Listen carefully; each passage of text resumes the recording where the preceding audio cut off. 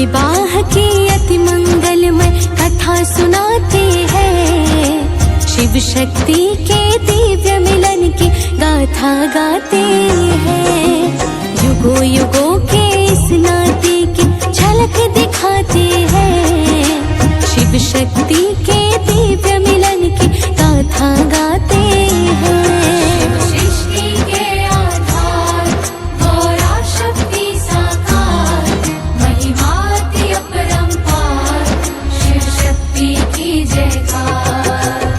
भक्तजनों, भगवान शिव संपूर्ण ब्रह्मांड के आदि कारण है और माता गौरा ब्रह्मांड की चैतन्य शक्ति। शिव और शक्ति आदि अंत की संपूर्ण सीमाओं से परे हैं। उद्भव, स्थिति और संहार, ये तीनों अवस्थाएं शिव और शक्ति की इच्छा पर ही निर्भर है। इनका प्रत्येक कार्य सृष्टि की समस्त गतिविधियों को प्रगति और आनंद प्रदान करने वाला होता है।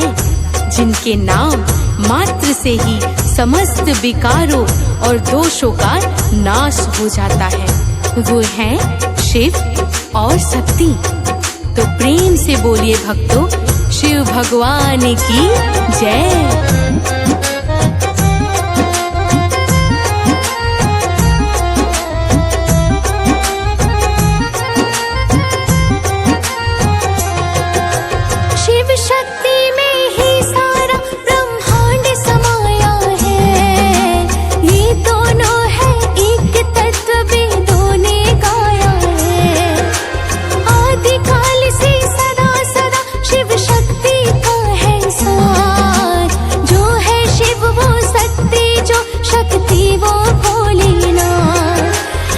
शक्ति के सुमिरन से मिटते हैं कष्ट कलेश। महिमा है इन दोनों के भक्तों अति श्रेष्ठ विशेष। शिव शक्ति के पुण्य मिलन की गाथा अति पावन। श्रवण कराता हूँ भक्तों, अब सुनो लगा कर मन। इसको सुनने से जीवन के दुख मिट जाते हैं। शिव शक्ति के दिव्य मिलन की गाथा गाते हैं। शिव विवाह की अति मंगलमय कथा सुनाते हैं। शिव शक्ति के दिव्य मिलन की गाथा गाते हैं। शिव सृष्टि के आधार, गौरा शक्ति साकार, महिमा अति अपरंपार, शिव शक्ति की जयकार। भक्तजनों, जो शिव और शक्ति क्षण मात्र को भी एक दूसरे से अलग नहीं होते, उनके पुण्य मिलन अर्थात शुभ विवाह को पुराणों में कैसे वर्णित किया गया है, आइए श्रवण करते हैं। शिव पुराण के अनुसार एक बार प्रजापति दक्ष ने माता आदि शक्ति की बड़ी कठिन तपस्या की। माता अम्बा ने प्रजापति की तपस्या से प्रसन्न होकर उनके यहाँ सती रूप में जन्म लिया। जब माता सती बड़ी हुई तब विधाता ब्रह्मा जी के कहने पर प्रजापति दक्ष ने अपनी पुत्री सती का विवाह भगवान शिव से करा दिया। परंतु पूर्णतः इस विवाह के पक्ष में ना होने के कारण प्रजापति ने कुछ समय बाद एक महायज्ञ का आयोजन किया, जिसमें भगवान शिव को छोड़कर समस्त देवताओं को निमंत्रण भेजा। तो प्रेम से बोलिए भक्तजनों, शिव भगवान की जय।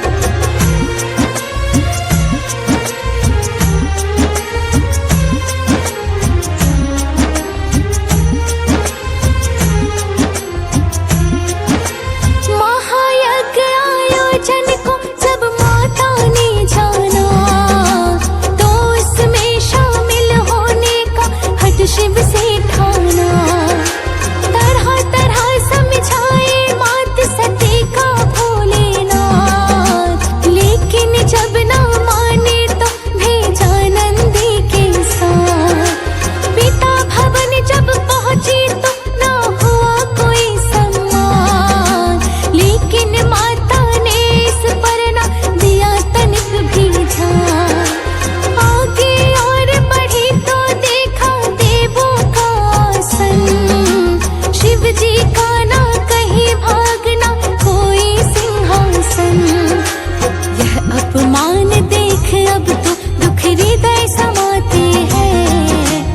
शिव शक्ति के दिव्य मिलन की गाथा गाते हैं। शिव विवाह की अति मंगलमय कथा सुनाते हैं। शिव शक्ति के दिव्य मिलन की गाथा गाते हैं। सृष्टि के आधार गौरा शक्ति साकार, महिमाति अपरंपार, शिव शक्ति की जयकार।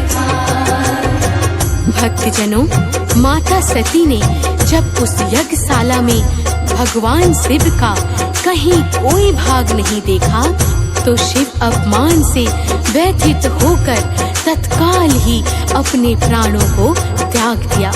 जब नंदी, भृंगी आदि गण ये समाचार भगवान शिव को बताते हैं तो शिव जी अत्यंत क्रोधित होकर अपनी जटा को पटक देते हैं, जिससे वीरभद्र नाम के एक महाबलशाली देव पुरुष का प्राकट्य हुआ होता है।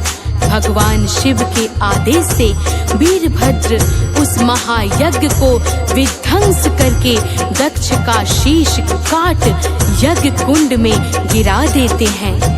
तो भक्तजनों, प्रेम से बोलिए शिव भगवान की जय।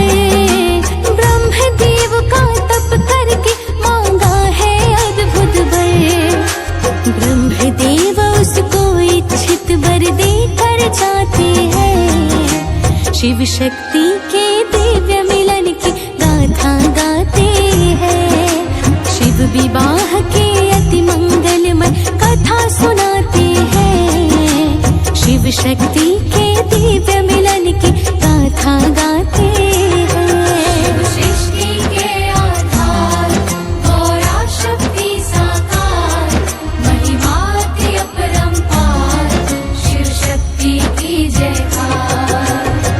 भक्तजनों, भगवान शिव को शक्तिहीन और पत्नीहीन देखकर दुष्ट दैत्य तारकासुर ने ब्रह्मा जी की तपस्या करके उनसे शिव पुत्र के हाथों मरने का वरदान मांगा। इच्छित वरदान देकर ब्रह्मा जी अंतर ध्यान हो गए और फिर उस तारकासुर ने दानवों को एकत्रित करके पृथ्वी, पाताल और स्वर्ग आदि समस्त लोकों में अपना अधिकार जमा लिया। इस प्रकार दानवों के शासन से चारों ओर सत्य और धर्म की हानि होने लगी। समस्त सत्य पुरुष जन त्राही त्राही करने लगे। फिर सभी देवतागण इस महासंकट से बचने के लिए माता आदि शक्ति की स्तुति करने लगे। तो भक्तजनों, प्रेम से बोलिए शिव भगवान की जय।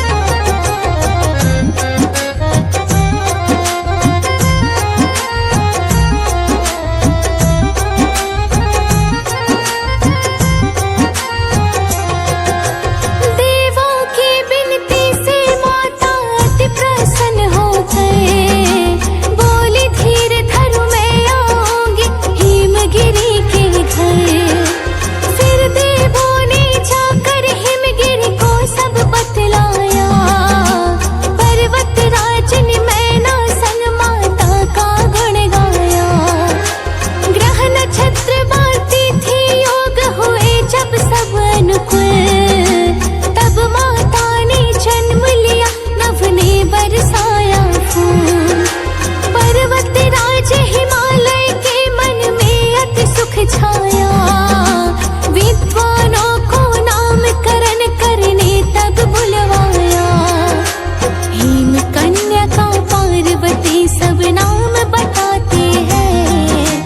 शिव शक्ति के दिव्य मिलन की गाथा गाते हैं। शिव विवाह के अति मंगलमय कथा सुनाते हैं। शिव शक्ति के दिव्य मिलन की गाथा गाते हैं। सृष्टि के आधार गौरा शक्ति साकार, महिमा की अपरंपार, शिव शक्ति की जयकार।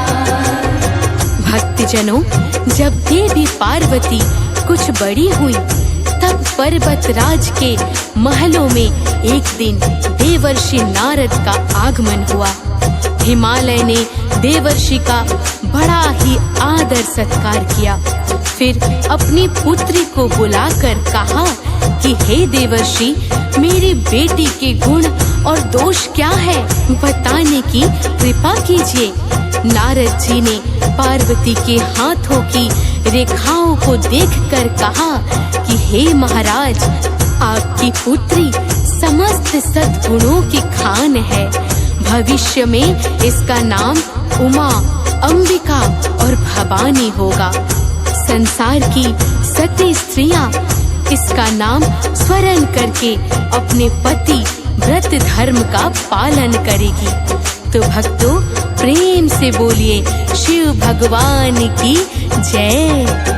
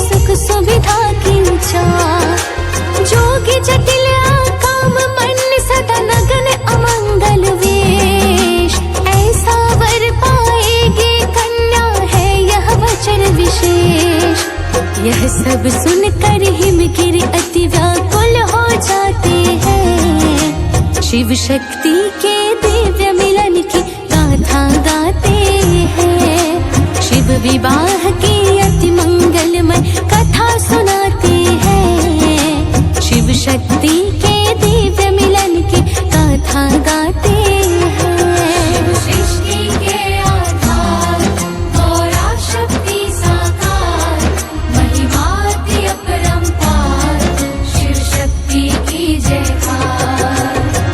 भक्तजनों, पर्वतराज हिमालय को अत्यंत दुखी देखकर नारद जी बोले कि हे महाराज, यदि आप अपनी पुत्री का विवाह भगवान शिव से कर दे तो ये सारे अवगुण गुण में बदल जाएंगे।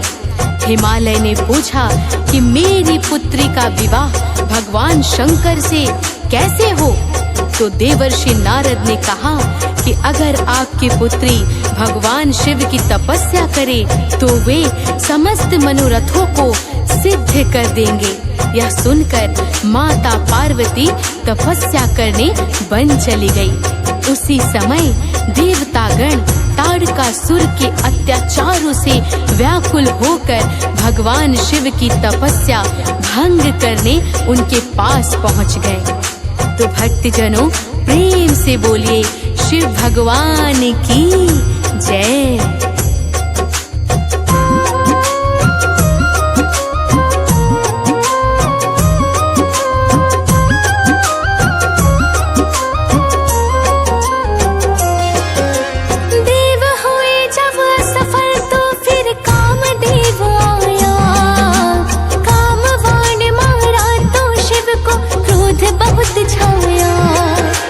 क्रोधित होकर शिव जी ने जब खोली अपनी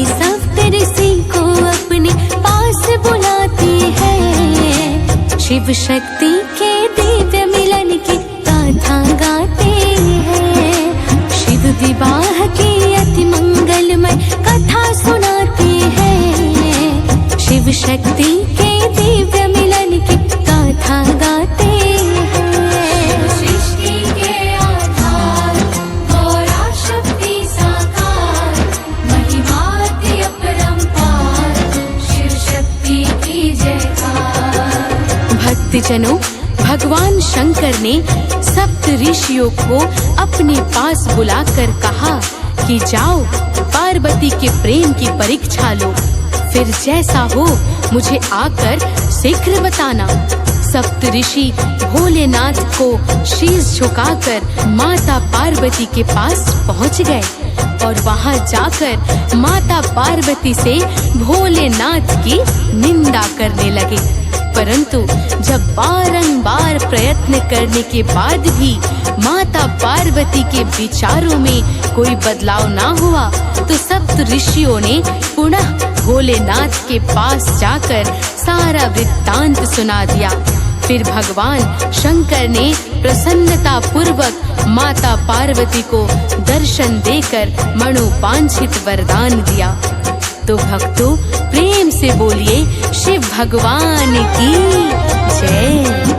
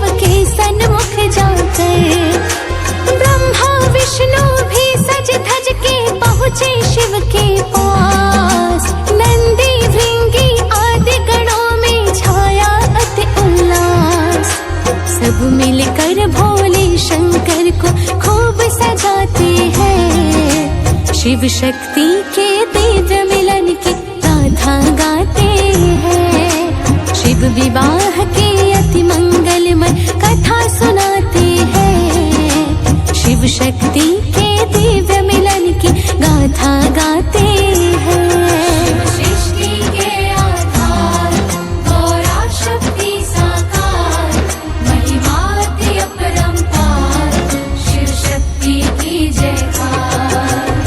भक्तजनों, भगवान शिव के मुख्य गण प्रसन्नता पूर्वक उन्हें सजाकर दूल्हा बनाने लग गए। एक गण ने शिव की जटाओं का मुकुट बना दिया, तभी दूसरे ने सांपों का हार बनाकर बाबा को पहना दिया। तीसरे ने बिच्छुओं का कुंडल और चौथे ने वश्म भभूत लगाकर उन्हें सजा दिया। इस प्रकार जटाओं में गंगा, मस्तक पर चंद्रमा, गले में सांप, कानों में बिच्छू, अंग अंग पर भस्म भभूति और तन पर बाघंबर झाला लपेट कर शिव जी तैयार हो गए। भूत प्रेत बाराती बने और नंदी पर सवार होके भोलेनाथ हिमालय के द्वार चल दिए। तो भक्तजनों, प्रेम से बोलिए शिव भगवान की जय।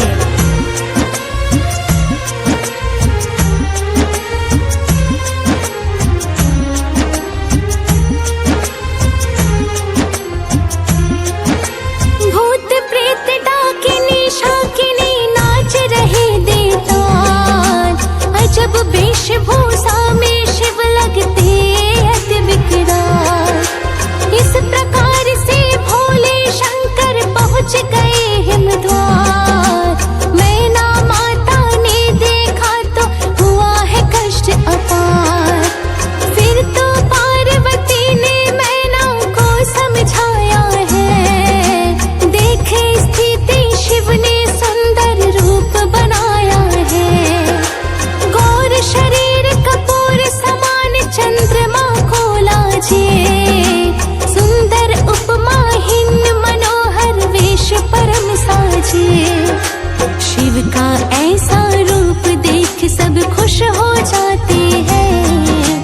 शिव शक्ति के दिव्य मिलन की गाथा गाते हैं। शिव विवाह के अति मंगलमय कथा सुनाते हैं। शिव शक्ति के दिव्य मिलन की गाथा गाते हैं। सृष्टि के आधार गौरा शक्ति साकार, महिमाति अपरंपार, शिव शक्ति की जयकार।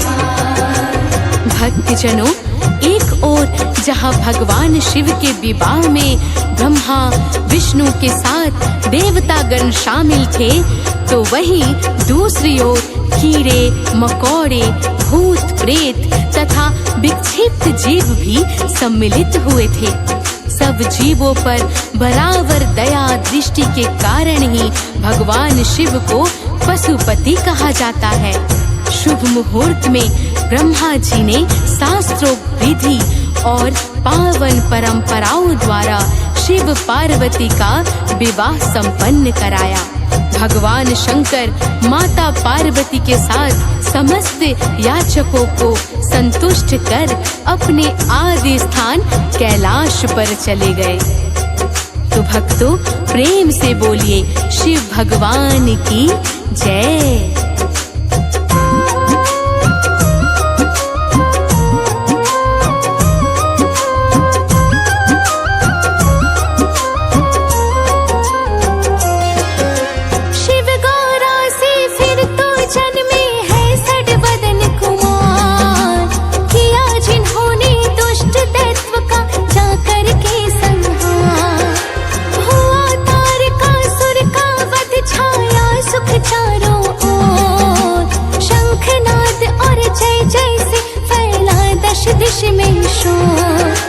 शिव गौरा के शुभ विवाह की गाथा अति महान, कहे सुनेगा जो जन उसका होगा नित कल्याण। वैवाहिक मांगलिक कार्य होंगे सुख से संपन्न, बाधा कोई पथ में कभी नहीं होगी उत्पन्न। भोले शिव भक्तों पर हरदम कृपा लुटाते हैं। शिव शक्ति के दिव्य मिलन की गाथा गाते हैं। शिव विवाह की अति मंगलमय कथा सुनाते हैं। शिव शक्ति के दिव्य मिलन की गाथा गाते हैं। सृष्टि के आधार गौरा शक्ति साकार, महिमाति अपरंपार, शिव शक्ति की जयकार। भक्तजनों, भगवान शिव का चरित्र समुद्र के समान अपार है, जिसका पार वेद भी नहीं पाते हैं। भगवान शंकर परम कृपालु, थोड़े में ही प्रसन्न होने वाले, देवों के भी देव और वैदों के भी वैद हैं। ये भांग, धतुर, बेलपत्र, पुष्प और एक लोटा जल से ही प्रसन्न हो जाते हैं और साधक के दैहिक, दैविक, भौतिक आदि समस्त पाप ताप संतापों का नाश करके उसे समस्त ऐश्वर्य वैभवों से संपन्न कर देते हैं। ओम नमः शिवाय इनका प्रिय मंत्र है। तो भक्तों, प्रेम से बोलिए शिव भगवान की जय।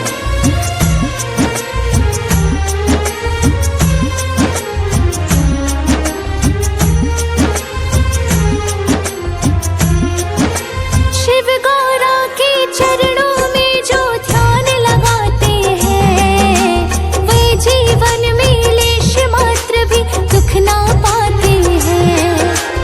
ओम नमः शिवाय और शाम सदा शिव का शुभ जाप, पल में काटे भक्त जनों के पाप ताप संताप। दुर्लभ है मानव तन, इसको करो नहीं बेकार। शिव गौरा जप हो जाएगा उद्धार। राम कृष्ण सबने सानंद सुनील जपा शिव नाम। शिव का नाम हृदय को देने वाला है विश्राम। शिव का सुमिरन करने वाले शिव शक्ति के दिव्य मिलन की गाथा गाते हैं। शिव विवाह की अति मंगलमय कथा सुनाते हैं। शिव शक्ति के दिव्य मिलन की गाथा गाते हैं। सृष्टि के आधार गौरा शक्ति साकार, महिमाति अपरंपार, शिव शक्ति की जयकार। शिव सृष्टि के आधार गौरा शक्ति साकार, महिमाति अपरंपार। प्रिय भक्तों, आज हम आप सबको महाशिवरात्रि पर्व की परम मंगलमयी और कल्याणकारी कथा सुनाने जा रहे हैं। ये पर्व भगवान शिव की पूजा आराधना के लिए बड़ा ही उत्तम और उपयुक्त माना गया है। इस दिन निराहार व्रत रहकर भजन कीर्तन और रात्रि जागरण करने से समस्त मनोकामनाओं की पूर्ति होती है। तो आइए अब इस पर्व के नियम, प्रभाव और महात्म को भावपूर्वक श्रवण करते हैं। तो बोलिए भगवान भोलेनाथ की जय।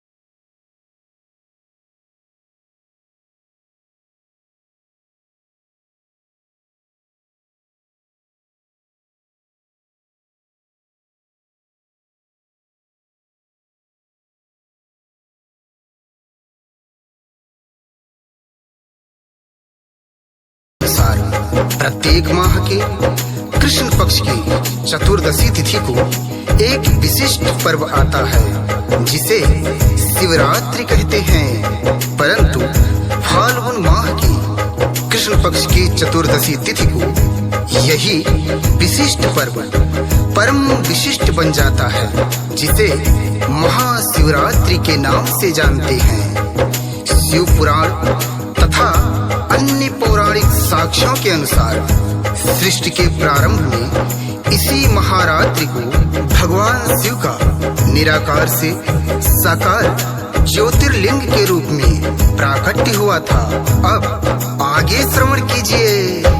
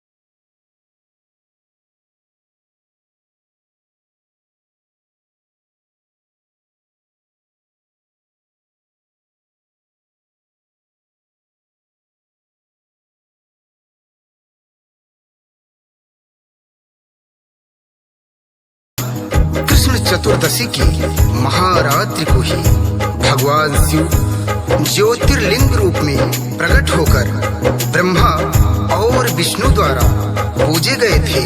कहते हैं कि तब से ही इस महान पर्व को मनाने की परंपरा प्रारंभ हो गई। ये तो थी महाशिवरात्रि की पहली कथा। अब दूसरी कथा जो इससे भी अधिक प्रचलित है वो है शिव शक्ति के मिलन अर्थात शिव विवाह की। भक्तों, आपको बता दें कि भगवान शिव ने सबसे पहले माता सती से विवाह किया था, परंतु ये विवाह बड़ी कठिन परिस्थितियों में हुआ था, क्योंकि माता सती के पिता प्रजापति दक्ष इस विवाह के पक्ष में बिल्कुल भी नहीं थे। हालांकि उन्होंने अपने पिता ब्रह्मा जी के कहने पर सती का विवाह भगवान शिव से किया था। फिर क्या हुआ, अब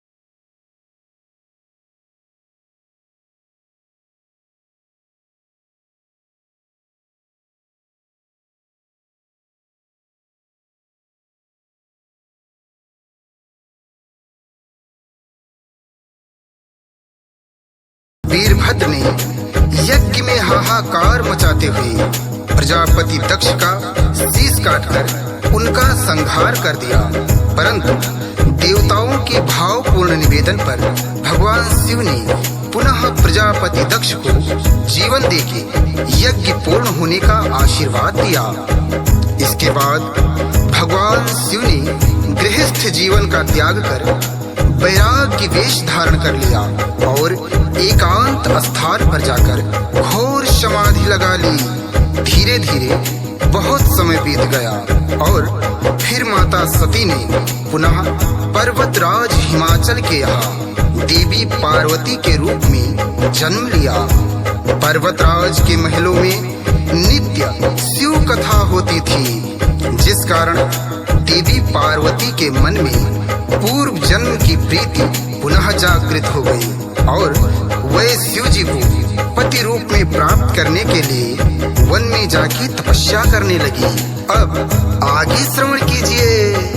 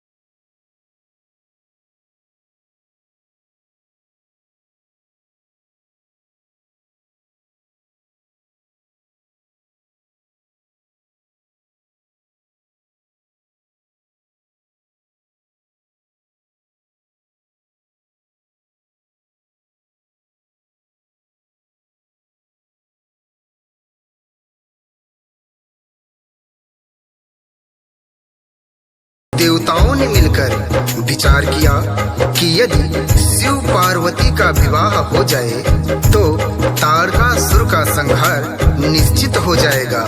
परंतु समस्या ये थी कि भगवान शिव को उनकी ध्यान समाधि से बाहर कैसे लाया जाए।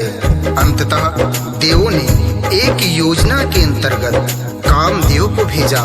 कामदेव ने जैसे ही भगवान शिव की तपस्या भंग की, भोलेनाथ ने अत्यंत क्रोधित होकर अपना तीसरा नेत्र खोल दिया, जिससे कामदेव क्षण भर में ही जलकर भस्म हो गया। परंतु देवताओं के आर्त निवेदन पे भोलेनाथ ने कामदेव को पुनः जीवित कर दिया। फिर देवताओं ने कहा, हे भोलेनाथ, अब आप माता पार्वती की तपस्या सफल बना के शीघ्र ही उनसे विवाह कीजिए, जिससे तारकासुर का संहार हो सके। अब आगे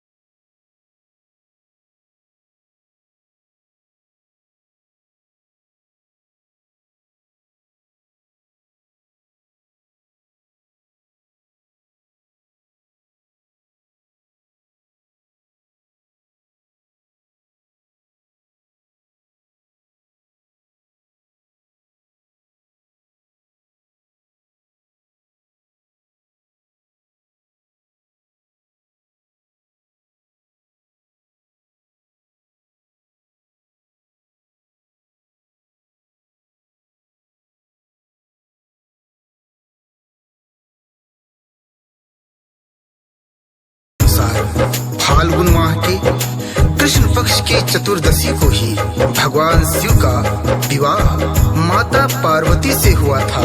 इसी दिन भोलेनाथ ने अपना वैराग्य वेश त्याग कर गृहस्थ जीवन में प्रवेश किया था।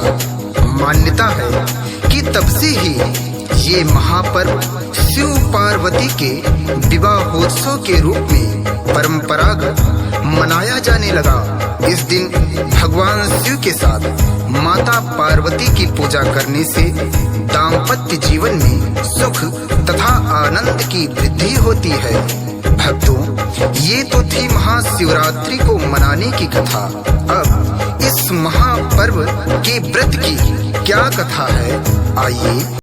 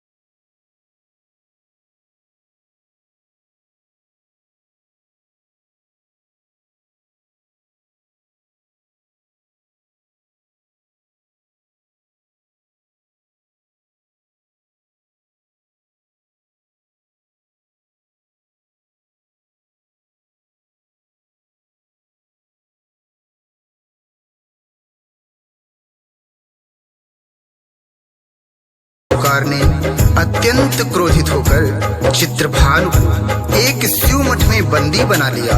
संयोगवश उस दिन महाशिवरात्रि थी और शिव मठ में भगवान शिव की परम पावन कथा चल रही थी। चित्रभानु ने ध्यान मग्न होकर बड़ी भाव से भगवान शिव की कथाओं का श्रवण पान किया।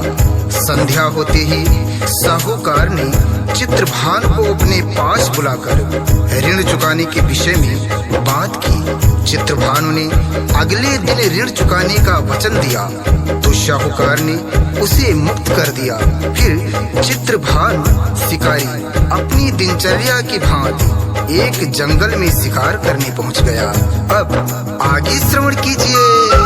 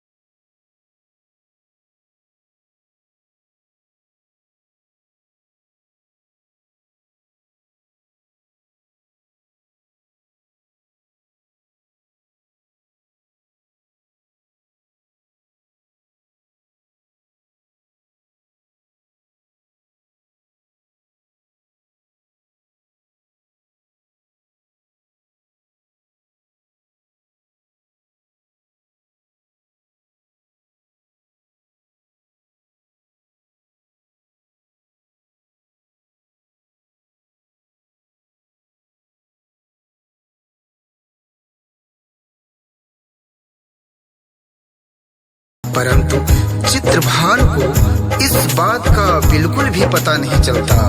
वो वृक्ष पे अपना पड़ाव बनाने के लिए टहनियों को तोड़ तोड़ के नीचे फेंकता है, जो संयोग से शिवलिंग पे ही गिरती जाती हैं। और इस प्रकार दिन भर भूखे प्यासे रहने से उसका व्रत तथा शिवलिंग पे बेल पत्र चढ़ाने से शिवरात्रि पूजा दोनों हो जाती है। रात्रि में एक प्रहर बीतने पर एक हिरणी तालाब में जल पीने आती है। शिकारी जैसे ही उसे मारने दौड़ता है, वो कहती है कि मैं अभी गर्भिणी हूँ, इसलिए तुम एक साथ दो जीवों की हत्या ना करो। मैं अपने बच्चे को जन्म देकर शीघ्र ही आऊंगी, फिर तुम मेरा शिकार कर लेना। इस पर शिकारी उसे छोड़ देता है। अब आगे श्रवण कीजिए।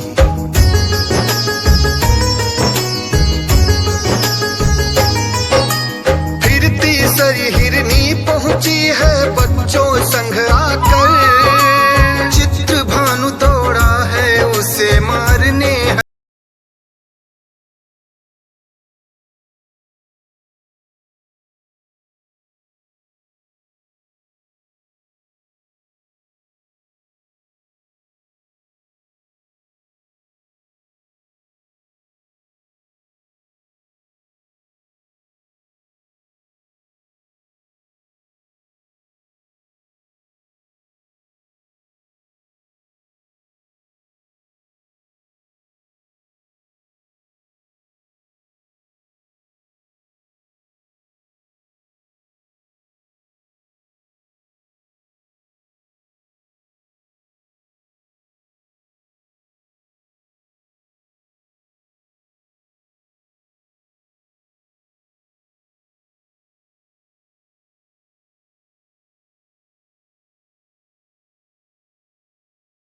सही शिव पूजन के प्रभाव से शिकारी का हिंसक हृदय निर्मल हो गया और उसने हिरण को भी छोड़ दिया। थोड़ी देर बाद हिरण सपरिवार शिकारी के समक्ष उपस्थित हो गया, परंतु शिकारी ने स्वयं पे पश्चाताप करते हुए उन सब को ही छोड़ दिया। शिकारी के इस भाव से प्रसन्न होकर भगवान शिव ने उसे सुख समृद्धियों के साथ अंत में मोक्ष को प्रदान किया।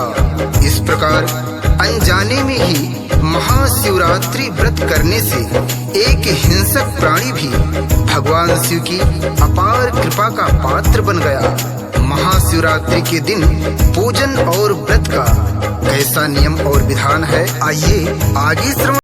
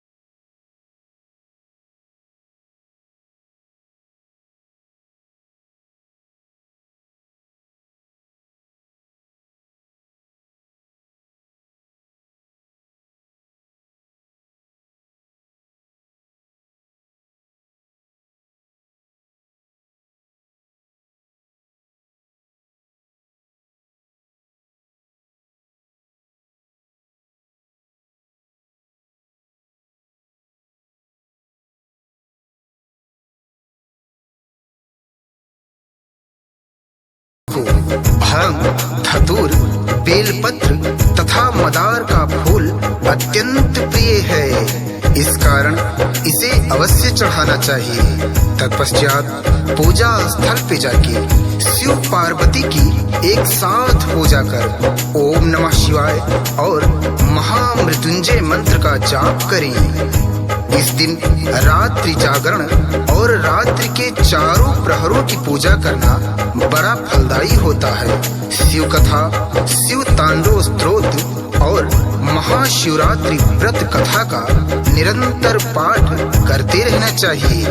दूसरे दिन विधिवत पूजा कर शिव जी की आरती करें और प्रसाद बांटकर व्रत को संपन्न करें। अब आगे श्रवण कीजिए।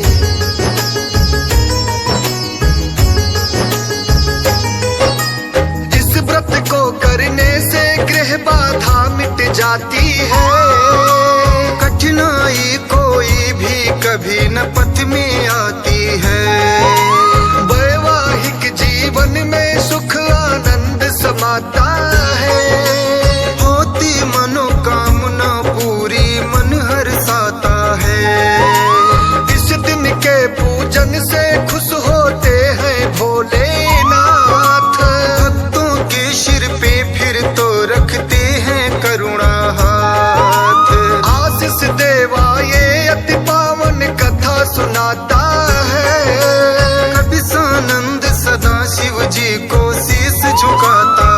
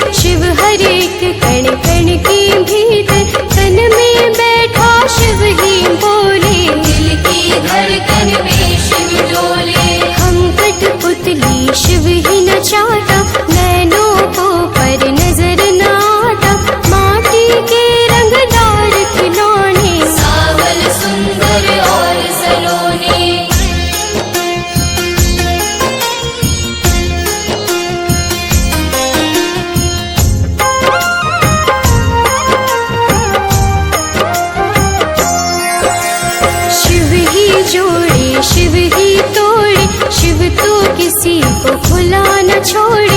आत्मा शिव परमात्मा शिव है, दया भाव धर्मात्मा शिव है। शिव जी दीपक शिव ही बाती, शिव जो नहीं तो सब कुछ माटी। सब देवों में ज्येष्ठ शिव है, सकल गुणों में श्रेष्ठ शिव है।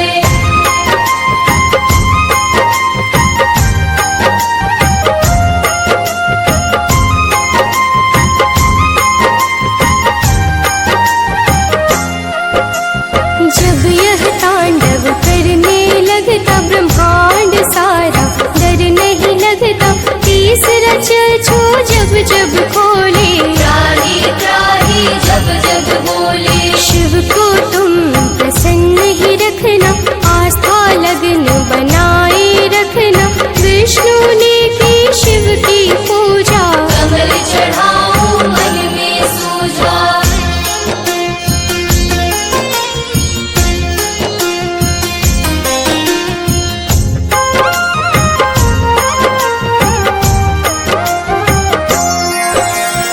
एक कमल जो